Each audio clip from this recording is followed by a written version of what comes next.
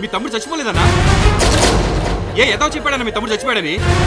మీ తమ్ముడు బతికే ఉన్నాడన్నా? నేను చెప్తున్నానన్నా, మీ తమ్ముడు బతికే ఉన్నాడు.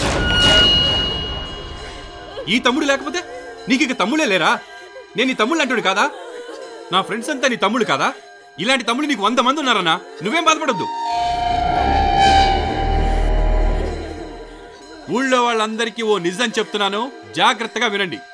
ఇదంతా ఓ నాటకం.